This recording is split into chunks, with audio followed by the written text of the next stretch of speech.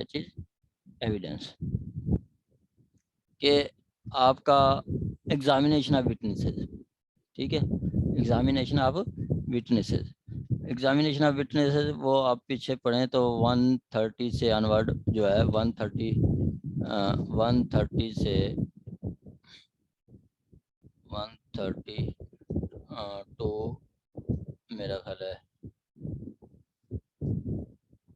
Hostile witness 155 156 8 155 ये आपका QSO, ये भी एग्जामिनेशन से ही रिलेटेड है, ठीक है, ये आपका एग्जामिनेशन से रिलेटेड है, ठीक हो गया, उनको आपने देखना है। अब कहता है सबसे पहले कि जी राइट टू बिगिन। अब इश्यूज फ्रेम हो गए, ठीक है, इश्यूज फ्रेम हो गए, पार्टीज भी आ गई। अब आर्डर 17 मतलब 14 के तहत इश्यूज फ्रेम हुए, ठीक है, 16 के तहत विटनेसेस को बुलाए गए, अब विटनेस की प्रोसेस हुए और जो है मतलब 17 के तहत वो कोई एडजर्नमेंट भी नहीं हुई, ठीक हो गया। अब 18 है कि विटनेस इस वक्त कोर्ट में मौजूद है, विटनेस इस वक्त कोर्ट में मौजूद है, तो क्या होगा? द प्लेंटिफ है right to begin, plaintiff has right to begin unless defendant admit the facts alleged by the plaintiff and contended that either point of law or additional defendant not entitled any part to relief। अब के सबसे पहले क्या होता है कि जी plaintiff has right to begin, ये क्या है? ये जनरल रूल है कि सबसे पहले plaintiff ही आपका स्टार्ट करेगा, ठीक है, प्लेंटिफ ने आके एविडेंस देनी है, क्या करना है? प्लेंटिफ ने आके एविडेंस देनी है, ये जनरल रूल है। हाँ, इसकी एक्सेप्शन हो सकती है कि जी आपका डिफेंडेंट भी आ सकता है, जैसे आपको दिखाऊं तो इश्यूज जो हैं ये इसमें कहा जाता है इश्यूज में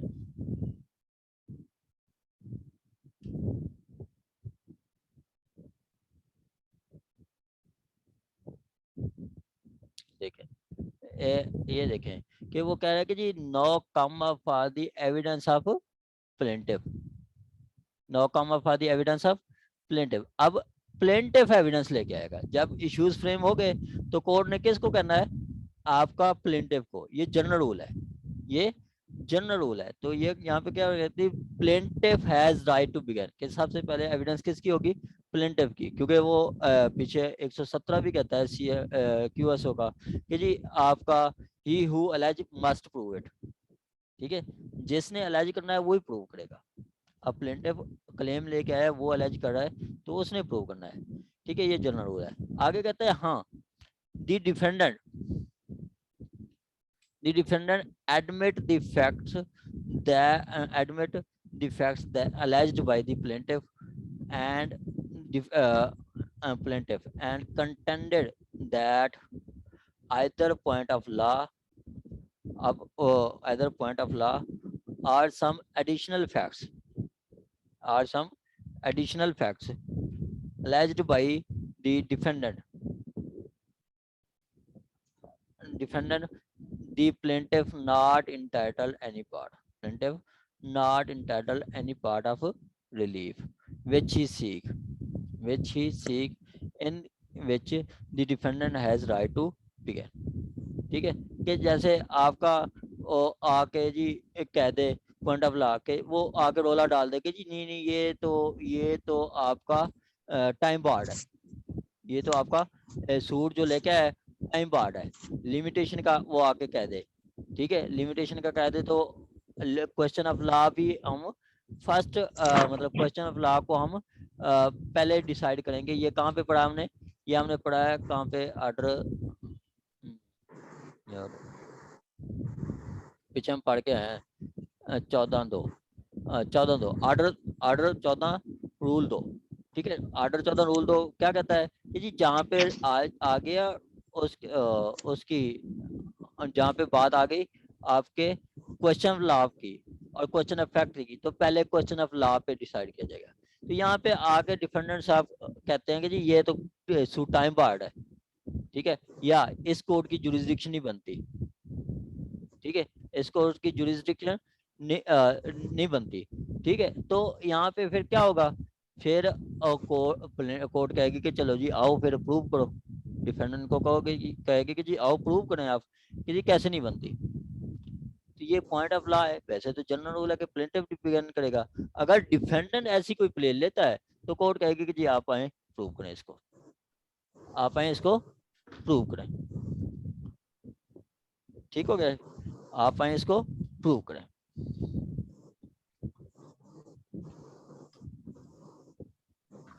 आगे जी आपका या कोई एडिशनल फैक्ट्स वगैरह हैं जो कि फ्रॉड वगैरह या इस तरह का को कहता है, तो आपका उस पर भी कोर्ट पहले कह सकती है डिफेंडेंट साहब को कि जी आप आए आप स्टार्ट करें। आगे कहता है जी statement and production of evidence. कहता है ऑन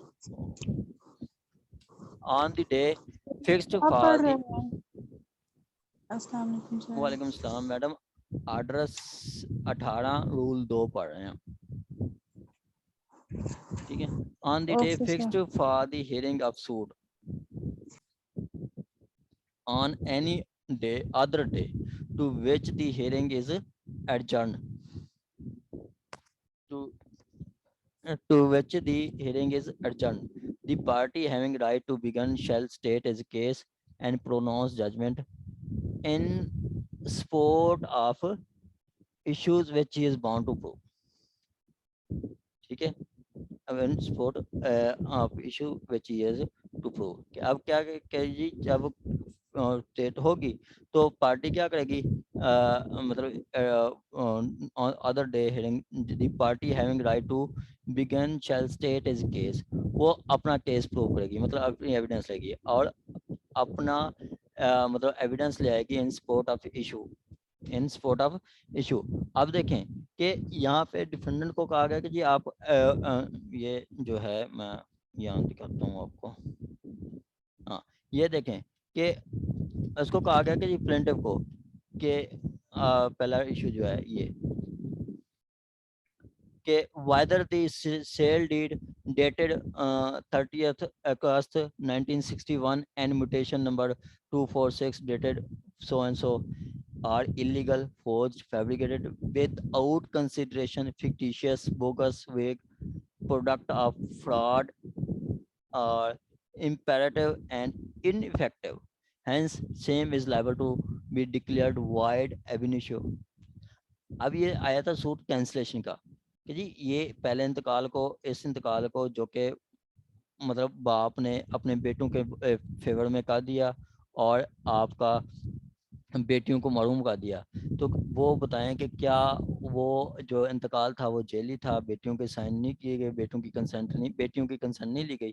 अब ये चलिए सेक्शन 12(2) की एप्लीकेशन के एविडेंस एक डिग्री ले ली, तो कह रहे हैं कि क्या वो डिग्री फ्रॉड पे ली गई है, ये OPP onus to prove on petitioner है, ठीक है, पिटिशनर पे है।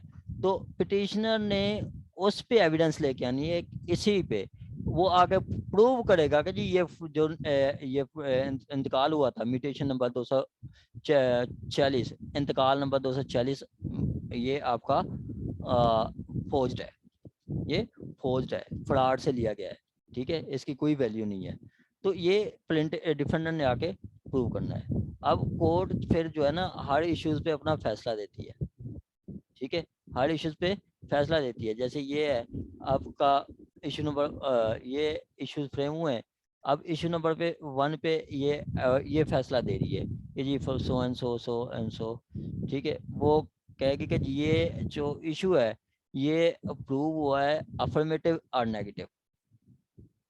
अफर्मेटिव होता है कि जी हाँ वाकई उसने प्रूव कर दिया, नेगेटिव के उसने प्रूव नहीं कर सका। जैसे डिफेंडेंट प्ली लेता है कि जी ये सूट टाइम बार्ड है, और जब वो प्रूव नहीं कर पाता तो वो कहता है कि जी दिस मतलब इशू इज डिसाइडेड नेगेटिव, कि जी वो प्रूव नहीं कर सका, ठीक है, तो रिलीव क्या होगा कि जी वो सूट विद इन टाइम है, ये चीज़ है। आगे कहता है जी आपका ये वो हर पार्टी अपनी एविडेंस लेके आएगी। आगे कहता है the other day other party shall state his case and produce if any then address the case generally, then address the case generally। इसका क्या मतलब है? आप देखते हैं कि जब एविडेंस हमारी कंप्लीट हो जाती है तो लगते हैं बहस अखीर, ठीक है, क्या है ये? इसको हम कहते हैं final arguments, final arguments, final arguments पे हम रख देते हैं, ठीक है, फाइनल आर्गूमेंट्स पे इसको रख देते हैं। जैसे इधर मैं आपको पढ़ाऊँ तो मुल्तवी कर बहस, ये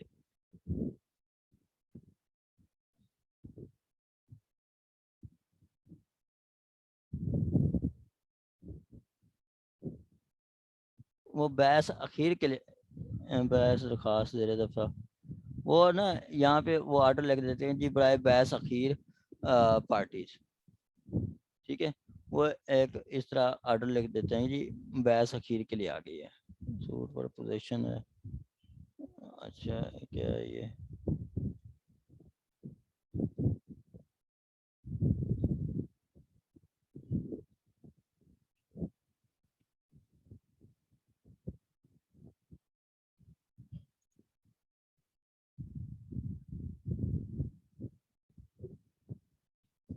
चले वो लिख देते हैं कि जी suit is fix for final arguments, या मुल्तवी अगर बुलाए बहस अखीर पार्टीज, ठीक है, बहस अखीर।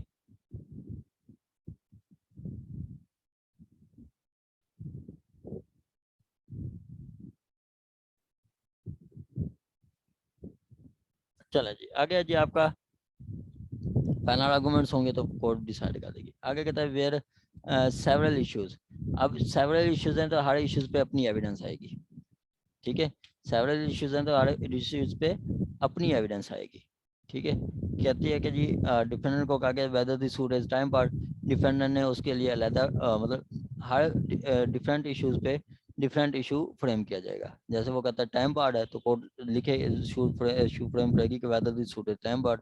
वो कहेगा डिस्क काज ऑफ एक्शन नहीं बनती तो whether the suit not disclose cause of action, ये कोड लिखेगी। कहता है where the issues several issues, मतलब एक से ज्यादा है, ठीक है, एक से ज्यादा इश्यूज हैं। The burden of proving which lie on other party, दूसरी पार्टी, द पार्टी बिगिनिंग में at his option either pronounce his evidence on those issue or reserve it by the answer of the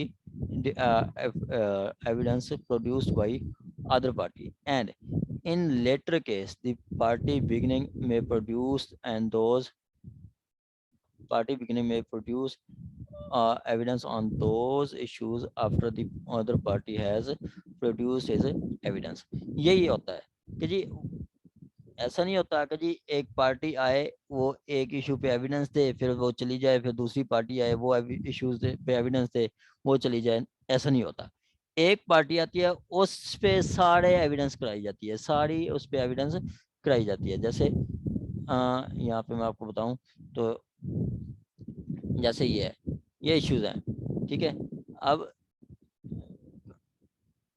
ठीक है ये issues हैं कि जी वादती आपका वो forced है, ठीक है, ये OPP OPA onus to prove on applicant, ठीक है, उसके अलावा दूसरा है ओपीआर, ठीक है, तीसरा ओपीडी है।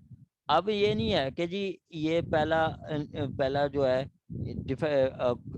जो प्लेंटिफ के एप्लीकेंट के विटनेस आए पहला इशू फ्रेम करें और पहले इशू पे एविडेंस दें, ठीक है, वो बताएं कि जी ये फ्रॉड से जो मतलब जजमेंट फ्रॉड से ली गई है या नहीं, और दूसरा और उसकी मतलब वो है फ्रॉड से ली गई है या नहीं, या दूसरा उसकी काज ऑफ एक्शन बनती है या नहीं। एक पे एविडेंस दें और बाकियों पे ना ले आए। मैं आपको एक और बताता हूँ, ये देखें जैसे ये है, ऊपर आ जाए, ये देखें ये चार है, ठीक है, अब ये चार क्या है ओपीपी, अब दो ओपी मतलब जो है दो प्लेंटिफ ने प्रूव करने हैं, दो डिफेंडर ने प्रूव करने हैं, ठीक है। अब प्लेंटिफ का मेंटेनेंस का है, दूसरा वो कहता है कि क्या मेंटेनेंस का दावा खारिज होना चाहिए। ऐसा नहीं होगा कि वो पहला मेंटेनेंस के लिए आके एविडेंस दें जो कि ओपीपी है, मतलब प्लेंटिफ के विटनेस आए मेंटेनेंस के एविडेंस दें, उसके बाद वो चले जाएं, फिर दोबारा वो आए आके वो इशू नंबर 4 पे दें, पहले इशू नंबर 1 पे और फिर इशू नंबर 4 पे दें, ऐसा नहीं होगा, ऐसा हरगिज़ नहीं होगा। वो जब भी विटनेस आते हैं एक साथ वो सारी एविडेंस दे के चले जाते हैं, ठीक है। तो ये यही है कि जी पार्टी बिगिनिंग में produce the evidence on those issues after the other party has produced all evidence. आगे जी witness to be examine in open court, ये ओपन कोर्ट में किए जाएंगे, कोई ऑफ कैमरा नहीं होगा, इन कैमरा होगा सारा, ठीक होगा जी। मतलब ओपन कोर्ट में पब्लिक भी सुन सकती है, ठीक है, पब्लिक भी सुन सकती है। इस तरह मेरा ख्याल है आपका यहाँ पे है ये जो है मेरा ख्याल है सेक्शन है 352 CRPC, ये देख लें आप, ये यही है मेरा, वो आपका वो भी कहता है कि जी आपकी प्रोसीडिंग जो कि ओपन कोर्ट, आप देखते हैं कि अदालत में कोई भी बंदा आ रहा है, किसी को गेट पे नहीं रोका गया, क्योंकि लॉ कहता है कि जी ओपन कोर्ट में कोई भी पर्सन आके कोई भी हियरिंग सुन सकता है।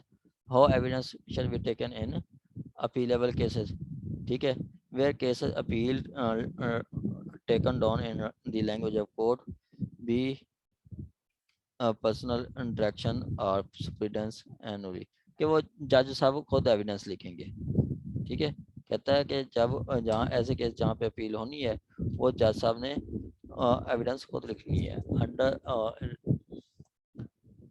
कोर्ट में बाई इन दी प्रेजेंस और अंडर पर्सनल डायरेक्शन सुप्रीडेंस ऑफ जज, जज अपनी मौजूदगी में कराएगा, पर्सनल डिक्टेशन खुद डिक्टेशन देगा, या उसकी सुप्रीडेंस उसकी निगरानी में होगी, उसकी निगरानी में होगी। आगे कहता है when the opposition interpreted, deposition interpreted. अब देखें कि जी हमारा पीछे हमने क्या पढ़ा है कि जी हमारी जो एविडेंस रिकॉर्ड की जाती है, या तो CRPC में भी हमने ये पढ़ा था, या तो होगी इंग्लिश में या होगी कोर्ट की लैंग्वेज में। इंग्लिश क्या, इंग्लिश में, या कोर्ट की लैंग्वेज, कोर्ट की लैंग्वेज क्या कि उर्दू है लोग कोर्ट की लैंग्वेज, ठीक है, या सिंध में सिंधी है, FIR भी सिंधी है, सारा कुछ सिंधी में करते हैं, ठीक है, तो वहाँ पे सिंधी में है, ठीक है। अब डेपोजिशन व्हेन इंटरप्रेटेड, अब यहाँ पे हम अब हमारी एविडेंस होती है उर्दू में, अक्सर हम उर्दू में लिख पाते हैं, यहाँ पे आ जाता है चाइनीज, चाइनीज आके वो एविडेंस देता है, तो बाद वो उर्दू में लिखी गई है, तो बाद में उस चाइनीज को वही हमारी जो एविडेंस है वो उसको पढ़ के सुनाई जाएगी, उसको पढ़ के सुनाई जाएगी,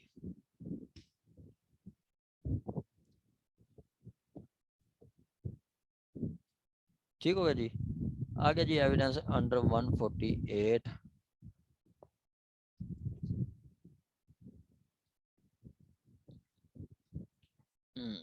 148 क्या कहता है किसी को पता? पीछे से रिवाइज भी करते हैं कि नहीं करते आप? सर हमने 6 नहीं पढ़ा। हैं? रूल 6। आवाज कम रूल आ रही है 6। मैडम आपकी। मैंने कहा sir rule 6 when deposition to be interpreted sorry ये है आपका 148 है कि power of High Court to require evidence to be recorded in English, कि वो आपकी इंग्लिश में रिकॉर्ड की जाएगी, ठीक है। Right on under the rule, ये वो आपकी इंग्लिश में रिकॉर्ड की जाएगी। आगे कहता है memorandum not be taken down by